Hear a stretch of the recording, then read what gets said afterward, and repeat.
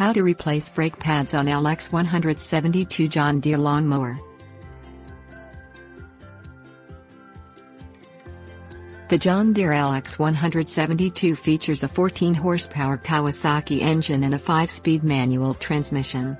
The brakes on a LX172 use a dry brake disc that is also commonly found on cars. When the brake pedal is depressed, it pushes small brake pads against a disc located on the outside of the transmission. As the machine ages, so will the brake pads, making it hard to stop.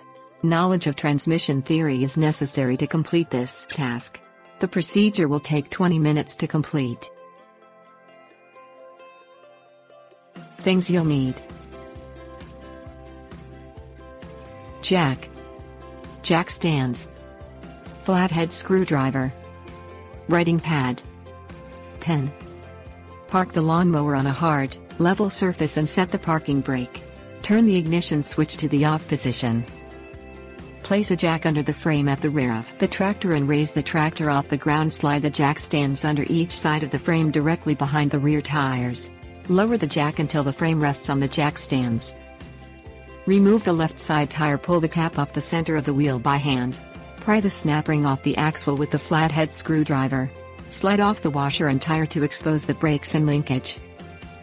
Remove the 10mm nut that holds the brake assembly and pads in place.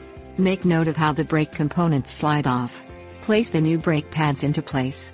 Reinstall the brake components by referring to the notepad.